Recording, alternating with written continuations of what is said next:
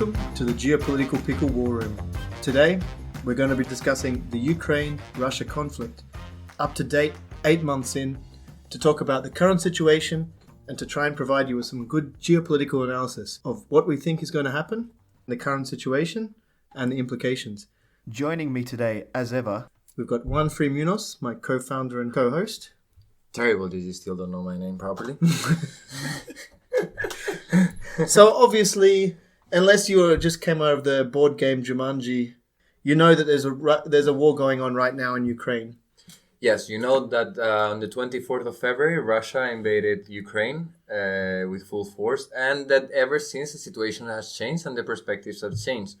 Now, 8 months into the conflict, what we can basically talk about is a time of counteroffensive from Ukraine regaining territories on the Russia-claimed republics of Luhansk, Donetsk, Zaporizhia, and Kharkiv.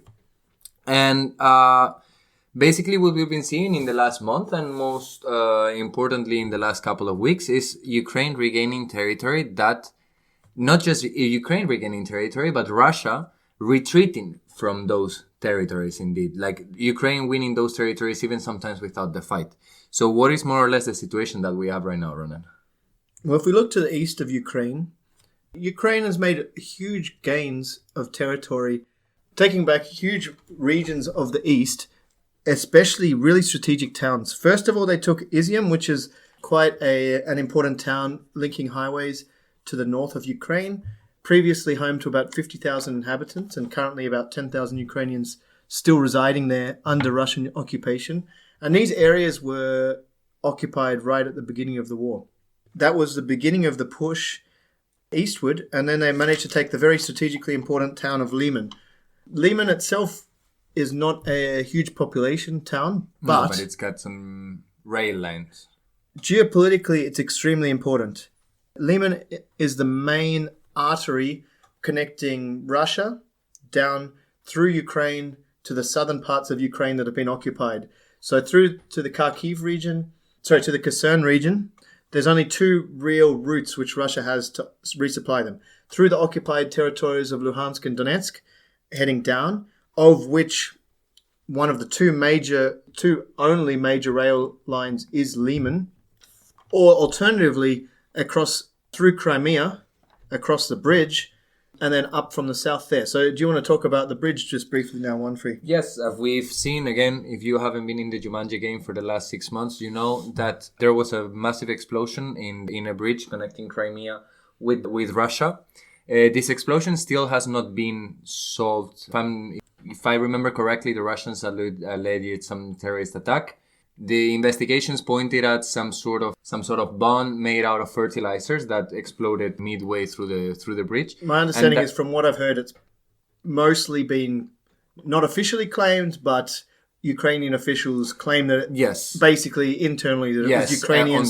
On Twitter there were some messages that they pointed out in a way, even if you're when you make fun of those things in the way that you can make it on a meme on Twitter. Yes, it may look like it looks like it may have been it may have happened because of some Ukrainian action over there. However, it's still not confirmed because still the sources are not conclusive and the opinions are not conclusive. However, what's the importance is what it implies. What it implies is that right now the supply lines of Russia, between Russia and Crimea, are damaged. They are not utterly destroyed because apparently the bridge will be able to be recovered and some parts of it are already working. But definitely those connections are damaged and they would take some time and they would pose some challenges for the Russians to resupply their troops in Crimea and in southern Ukraine, as well as it poses a threat on their control of the entire peninsula of Crimea. Again, right now, we could say that it's still not conclusive. If you're listening to Russian information, then it's been Ukrainians. Then again, the reaction is still the same. Russia is lacking two of its main connections with the occupied territories, and the replenishing of their troops will get more and more difficult when winter is coming. So for this, I would like to ask you, Ronan, just a little bit. What are the Russian responses to this, what we are calling counteroffensive? How has Russia been behaving lately? So Russia has changed their tactics a fair bit. Right now, as it stands, if we look specifically at Kherson, they are basically retreating from the region. Mm-hmm. They're trying to build some sort of militia within the city, because it's the biggest city that Russia's taken from Ukraine. Yeah, interesting. Like Kherson is like the largest and only capital of province that the Russians managed to occupy, and that is still under Russian occupation. And so now Kherson is under threat from Ukrainian forces advancing in the south, and I think partially because of these issues with supplying Kherson, as well as the military defeats that they've suffered elsewhere, they've actually started to retreat the city early. And we can see that Western UK and US officials, UK ex-army chief quoted today saying that he believes that Ukraine is actually going to roll straight through Kherson. So these all underlie the weakness of Russia's armed forces position at the moment.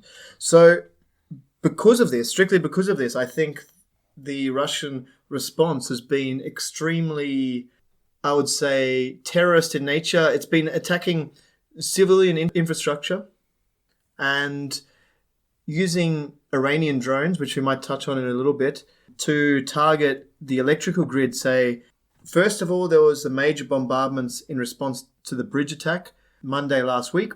Then following that, for the listeners, Monday last week is around the 17th of October. Yep. Following that, they've attacked a lot of the energy infrastructure using the Iranian-made drones. And these drones are extremely cheap to produce, extremely cheap to buy compared to ballistic missiles, of which Russia is most likely running very short on at the moment because they've depleted their stocks in these previous attacks. And what we found is they've been very successful, actually, in probably the most successful stage of the conflict for them altogether, has been using these drones to attack power plants. I believe it's around only 30% of Ukraine's energy grid is now online. Mm-hmm. And at the moment, Ukraine has not had a very easy time dealing with these, but they've actually just taken receipt of some more anti-aircraft, high technological anti-aircraft equipment from Germany and the UK, I believe. So these will actually increase the ability to deal with these drone attacks in the future. However, at the moment, even if only 50% of these drones strike, there's enough. They don't cost very much to manufacture. Yeah. Then they can release a large amount at once, and only a few need to hit the target to cause huge damage, which we've seen happen. Yes, and there is one thing in particular with the drones. There is one interesting thing what makes it so important in the campaign. These drones are not easily to be targeted by anti-aircraft ammunition. Especially if they send them in the waves, which they have been doing. Like Ukrainian, and because they can even stay, they can just stay there. You cannot even trace their until they start their rapid descent until to they the start target. their rapid descent. Exactly. So this is really the first time Russia's used this tactic to this extremity and effectiveness as well. So I think although Ukraine has been really successful in the counter-offensives in the east and in the south, this has really hit them hard. But what I would say on that is that what they haven't done is really broken the will of the Ukrainian people. So I believe a survey reported by Kiev Independent just today, Monday 24th of October, has the support for the war sitting at 86% amongst Ukrainian people, with only 10% in favor of actually searching for a ceasefire and a solution with the Russian government. So this high morale, I think will lead into the winter. And then, I don't know, we should now touch on what you see for the winter, and then I can go through what I think will happen. I mean, it is interesting to see how can it developed. When the invasion started, it was still cold, and the reality was that the bulk of the Russian army could see that it would stop because of the weather that it was and because of the conditions of the ground. Then it gained speed, but it was a little bit too late. And the reality that we're seeing right now is that we're facing a winter where, in the best of scenarios, we'll have, as you were mentioning, 30% of available electricity in the region. And what we are seeing is a lack of potential, a difficulty in resupplying on the Russian lines. So the Russians have been retreating from their previously occupied positions, arguing that they were going to do some counteroffensive wherever. So in my opinion, we have two scenarios that come with the winter. The first one is a relatively rapid counteroffensive by Russia, trying to achieve some strategic objectives before winter comes, and also to get themselves some victory, because in the last months they have only been able to share losses. And and the reality is that even within the reports that come from even Russian television and Russian media is that these reports on failures and military failures of Russia are already touching the general public. And that is a situation that how long can you keep it on your own country to keep your image as the image that Russia wants to sell, that they are trying to denazify Ukraine and that the Ukrainians were gonna open their arms when the Russian troops were arriving and everything. How can you keep that speech? How can you keep that idea? And that leads us to the two options, which is the operation and a counteroffensive that would actually be successful, even regaining some sort of territory that would be relatively valuable to Russia. Let's say, for example, pushing a little bit northern in the southern flank to liberate a little bit Kherson, trying to reach and complete the occupation of Luhansk and Donetsk, which are two provinces that are the two republics that are claimed by Russia. But that the reality is that Russia doesn't actually have the full control of the territory. Or having a strategic retreat of those troops, you back up during winter, you replenish your troops, because Ukraine is also not going to be able to attack at this point. What we're facing is winter in this area becomes, the soil becomes muddy. The weather conditions don't allow you to do proper airstrikes. They don't allow you to do proper reconnaissance. They're going to stop your troops.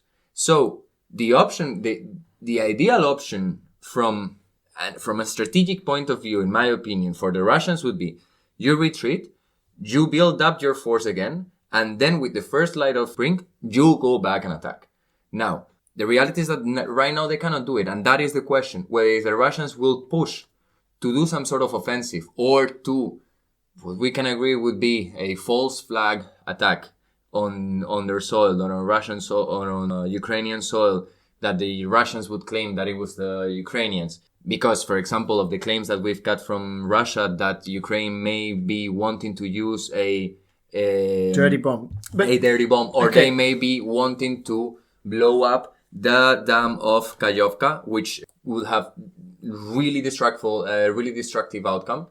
So those, for me, are the two options. Either Russia will try a last counter-offensive before winter, or they will just go back and fortify themselves, because there are not that many more options for you to go forward. For me, I can't see any of those options really coming to fruition, except if they want to resort to terrorist sort of tactics, bombing the dam, because, again, that's a huge source of hydroelectricity and would cause immense destruction downstream. I think that might be an overstated threat. If they did that, I think there would be even more international condemnation. But as for the other points, I really, for me, the current situation has shown Russia's tactical mishaps and their tactical weakness. It's shown that their troops are very ill prepared to be occupying a territory, because if we look at these cities that have been reclaimed by the Ukrainian army, time and time again, the Russians have had to rush out of the city because they've been surrounded by Ukrainian troops. The winter is hard in Ukraine and in Russia. We all know it's cold, but it's wet. It's muddy, but once it turns to ice, it might be more easy to traverse. Either way, in my opinion, the Ukrainians are better equipped to deal with this for multiple reasons. How come? Multiple reasons. I would say, first of all, they've got NATO-supplied equipment. Mm-hmm. They've been trained to work. This is their country. They've been trained to live there. They know this territory very well. Plus, every time they liberate a city, the morale of the people there are supporting them and cheering them on and supplying them with food, supplying them with soup, supplying them with blankets. When Russians are in a city, they've got the whole population against them. They don't want them there. They want them gone. That really, in my opinion, has a massive impact on the morale of the troops. Then you've got the Russian troops right now, which, as we discussed, are struggling with supply lines, which have, from the beginning of the war, shown themselves to be nothing but petty thieves, raiding houses, raiding businesses, stealing food, stealing whatever they can get their hands on. Yes, I remember this report 1 month in the war where they found a lot of iPhones that were in Belarus already. Exactly. Yes. And not to talk about the washing machines, which we saw blown up on the side of the road on the way to Russia at the start of the war.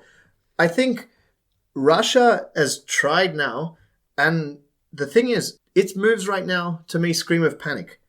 As you brought up, the dirty bomb claims by Russia, which is just literally yesterday, was when they claimed that Ukraine was planning to drop a dirty bomb. Ukraine has asked the IAEA, the International Atomic Energy Agency, the UN organization that oversees all nuclear power, all nuclear weapons and facilities, to come and inspect them. They've got nothing to hide. This is absolute nonsense by Russia. This is them. This is Sergei Shoigu talking to the Minister for UK, talking to the Minister for the US, and trying to convince them that Ukraine is going to be dropping a dirty bomb. Why would he do this? Because then it gives a pretext for escalation from the Russian side. Why do they need escalation? Because they're having to retreat from all these areas.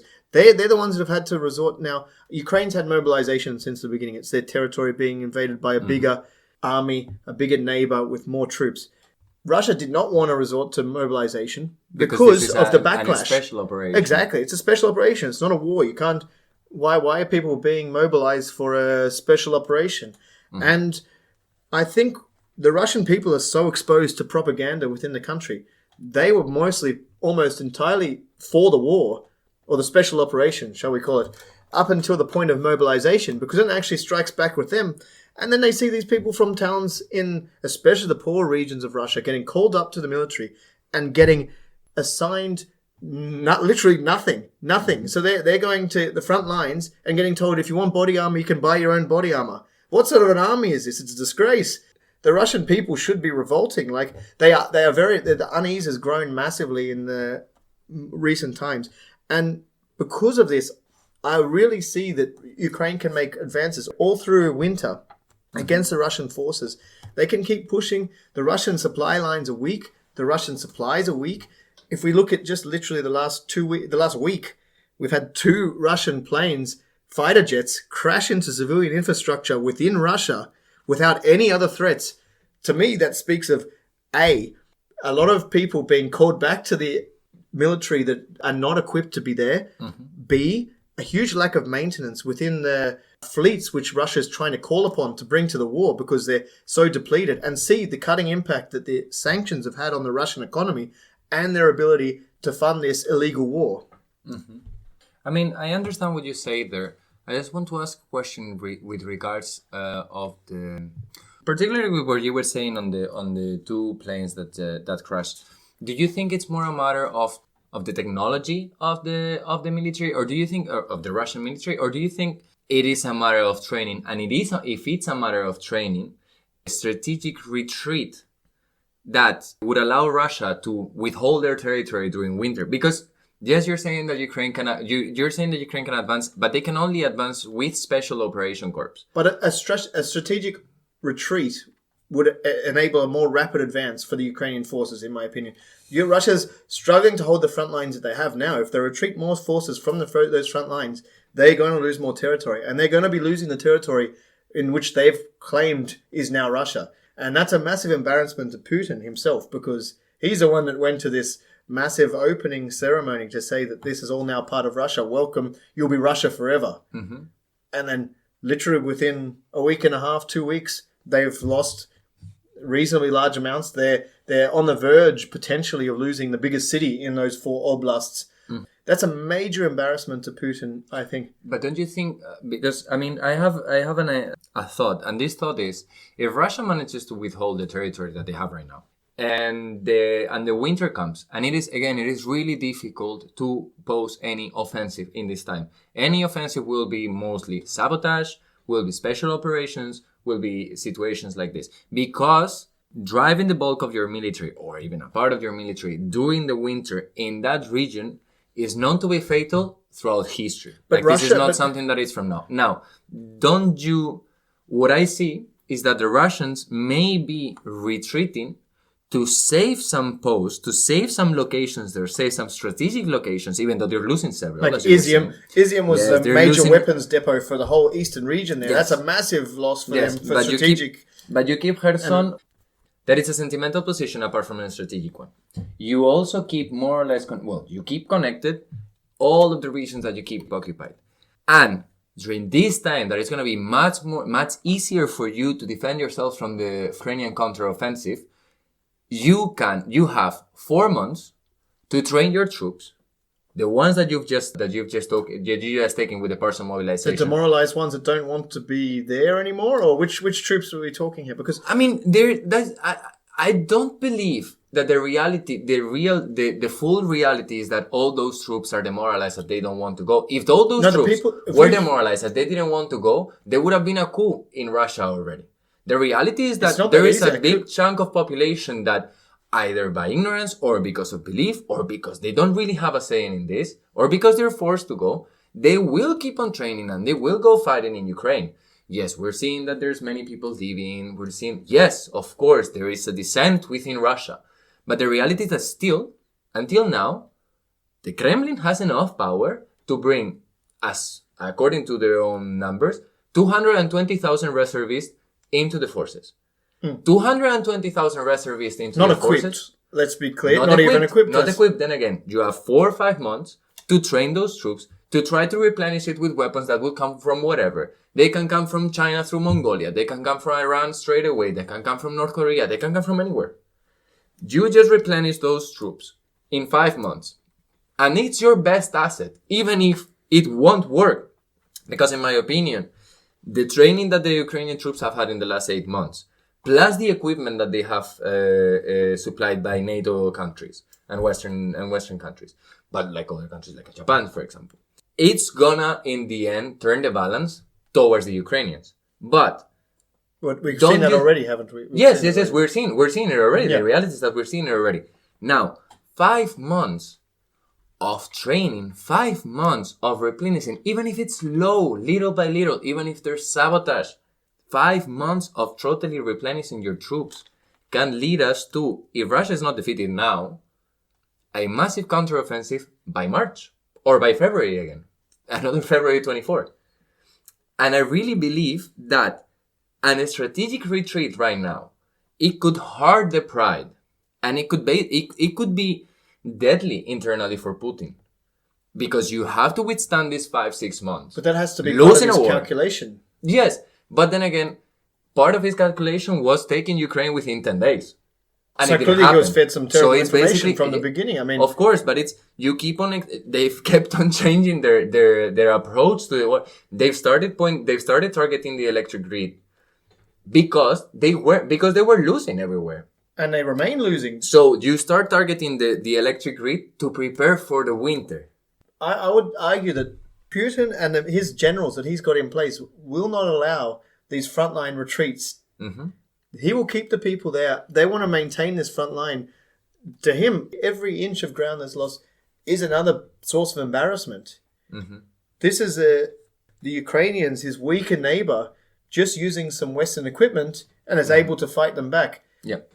For me, this is really a sign of, again, his weakness and the Russian forces' weakness. And I can't see this winter being very good for Russia. Obviously, there's power crunch across Europe and now across Ukraine. Of course. But the sanctions are biting in Russia as well. I think we shouldn't forget that those sanctions have been escalating up since the start of the war. And internally, he's going to have some problems. There's a lot of domestic issues right now. I'm not saying that he is in any risk of being outed. He's got a very, very strong core-dominated situation where he can control the population very effectively. we see any protests are quickly stamped out and everyone's rounded up and put into jail. Mm-hmm. So it's very difficult to assess how much undercurrent there is of resentment towards this war. But the longer it goes on, I can guarantee you that more people will be annoyed, upset, angry that their sons, their grandsons, their brothers are being sent to war in another country to die, not even wearing equipment. When we're hearing stories of troops being sent and within 2 weeks, these are troops that have been called up on the mobilization orders, and then 2 weeks later, their family gets a letter in the mail saying, sorry, your son's died in service. There's only so long that can go on within the country, in my opinion. Mm-hmm. I would like to just now, as a last thing, touch on, you give me a geopolitical analysis of the future. So I want you to give a prediction of the future. Okay. Based on how long in the future? I need to have some basis here. To the end of winter. To the end of winter. Okay. Where do you see the situation by February 24, a year into the war? On a just in the war scenario, or a little bit also in the whatever you like.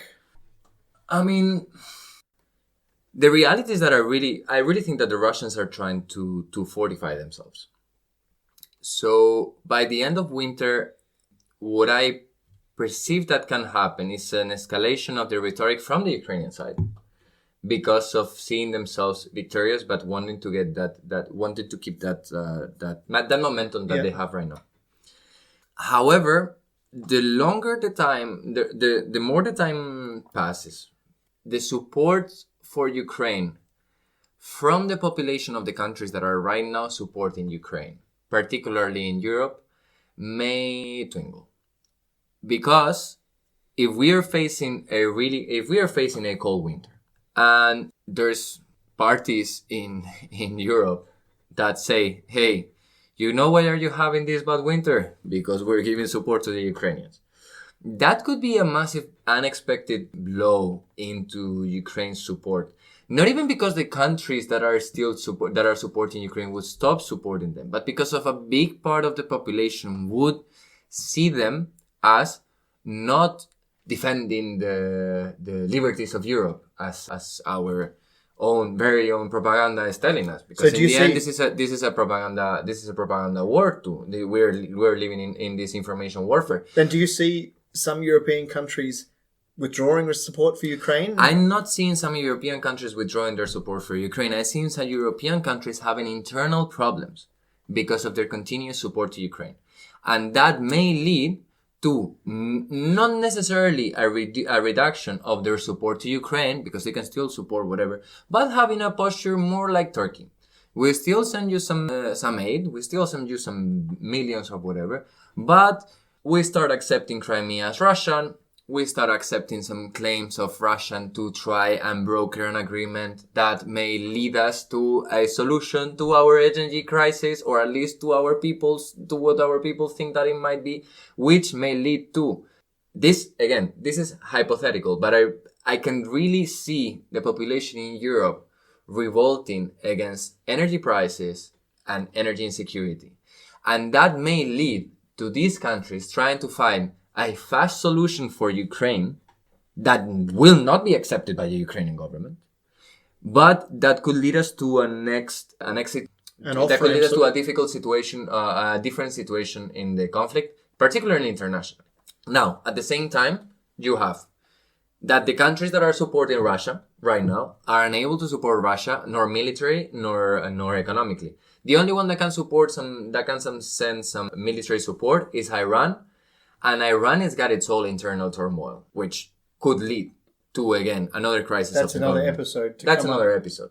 But the allies of Russia may crumble. The few that they have still. I mean, we haven't even touched on Iranian sanctions. We haven't even touched... Because of the drone transfers. Of course. We haven't even touched on that. But I don't foresee such a simple and easy outcome of a black swan. For those of you who don't know, a black swan, when you're doing risk analysis, is a scenario that has got little chances of happening, but it actually does. And a black swan is Russia doing a full-scale invasion into Ukraine, which is what we've seen. And another black swan is Russia blowing up its own pipeline, as some Western intelligence said that they did. It's another black swan. What we're dealing is with black swan after black swan. And in this situation... Just on the pipeline, this is an interesting... This is a whole rabbit hole we could go down. No. Okay, I would just point out that there's been 7 Russians arrested in Norway in the last... Yes, 2 weeks I know. Yes, with drones filming critical infrastructure. So there's obviously, and it may be, but it's still, it would be like you can only give one explanation into Russia doing that. That it's a theory that it's called throwing the wheel.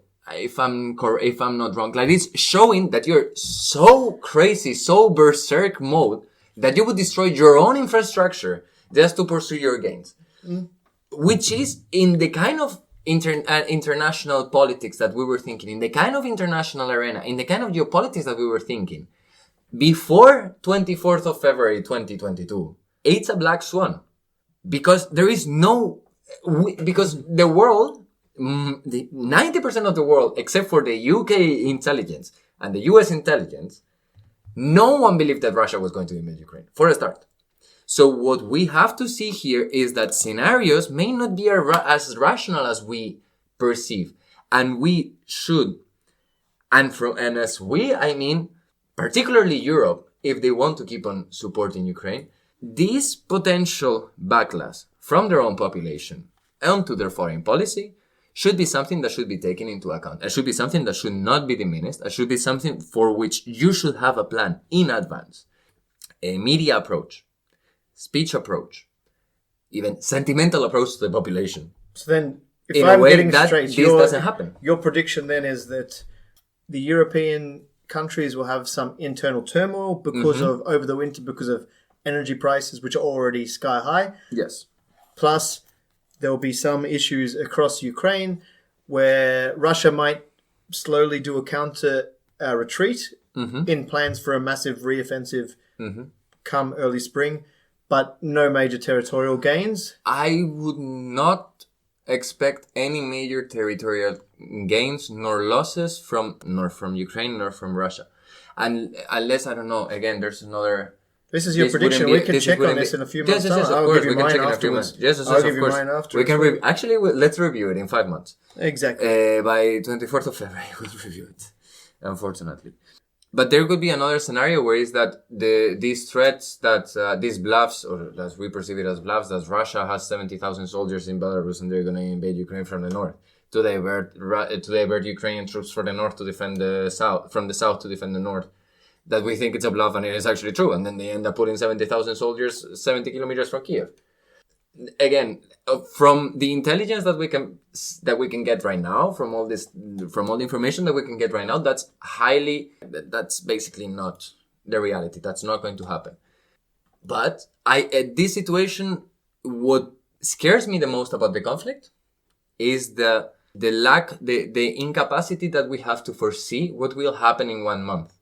Because we have one actor that is not playing by the rules, nor geopolitics, not international norms. Mm-hmm. What we're seeing is a country, what we're seeing is a state acting with a early 20th century mentality, with the weapons of the early 21st century, and of which we have no information of what's happening inside, apart from what our own propaganda tells us. And that's what scares me the most about the conflict. That's why I believe that that's like the option is to stay, like just stabilization of the front line right now. And then in February, a massive counterattack from the Russians that the Ukrainians have to be ready for. Interesting. We'll have to check up on that now, and I'll give you my... Yes, please. I'll now give you my... I didn't even want... No, please, run it. Don't worry. Hey, we need to have a challenge about who's the most correct in 4 months' time or 5 months' Let's hope. So for me, I see these Ukrainian advances continuing. Kherson is under huge pressure from Ukraine. Mm-hmm. That is a major strategic blow to Russia yet again, on top of a series of blows. And some of the time, like right now, the Ukrainian forces have taken some really strategic cities in the east. And now if we look at the map over the last week or two, it's not moved much. Mm-hmm. to me, that's not indicative of the whole winter. I think Ukraine will continue to make advances, liberating some of the occupied territory. They will take the city of Kherson. As you brought up, the European internal turmoil potentially due to energy prices, I don't see it personally. I think people understand this is about their own security. And to me, personal security trumps power, energy security, or energy prices. And I know people that might listen from further abroad might not understand, but we're coming to you from Czech Republic, which was once a Soviet country. And people here, in my opinion, would happily give up warmth for the winter if it meant staying away from Russia's grasp. Not to say that if Russia's successful in Ukraine, that means that they're successful in taking back Soviet Union, but not to say that people here aren't worried about the energy prices. I just think that they understand that this is security in Europe. This is the biggest war in Europe since World War II. That escalates above your personal warmth. In France, you mentioned to me before, the French people, they're much further away from the conflict. Mm-hmm. But they understand what it's like. Like the scars of World War II, of course, still in the French countryside. They understand what it's like if this front line advances across. They're not willing to commit troops right now. Obviously, no European country really wants that. No NATO country wants that. But the support for Ukraine, I'm sure, is happy to continue because this is seen as an outrageous violation of the integrity of the country. It's a blatant disregard for the charter that the UN was founded on. And in my opinion, people just will not tolerate that. If they have to go through a cold winter because of that, so be it. So be it. So for me, Ukraine has been extremely successful. They'll continue to be. The support has actually increased recently. We've seen like more high-tech anti-air systems being delivered to Ukraine just recently. Mm-hmm. Most countries more than willing to keep supplying Ukraine. And yes, and honestly, they keep on approving, yeah. These successes that Ukraine's experienced only further the justification for sending more weapons because they've been so successful already. And if it wasn't for these Western support, I think most people would agree that Ukraine would have been taken over by Russia. Mm-hmm. They can point to the fact that they've taken these NATO weapons which have been supplied to them and been able to use them so effectively that not only have they stopped the Russian advance, now they're taking back city after city. Again, Kherson would be a major blow to Russia in that aim to say, we've now liberated the most populous city that was under Russian occupation. So for me, the winter is going to be bad for Russia. It'll be cold for Europeans, but it'll be worse for Russians. We'll see where we are in 4 months' time. Okay, I think it's a good... I hope that you're listening through the other side of this podcast enjoyed the conversation. We would like to hear your opinions too, because in the end, these are our two opinions. We're also here based in the Czech Republic, so we are also heavily influenced by the information that we receive here and the impression that we receive in the streets. Maybe if you're somewhere else in Europe or if you're somewhere else around the world, I have some insight that we're heard in Australia too. So maybe you may have a different perspective of what is happening. We would like to hear your opinion in the comments. And we would like to thank you for staying with us in this last episode. Thank you very much. We will come the next week with more The Geopolitical Pico. Bye-bye.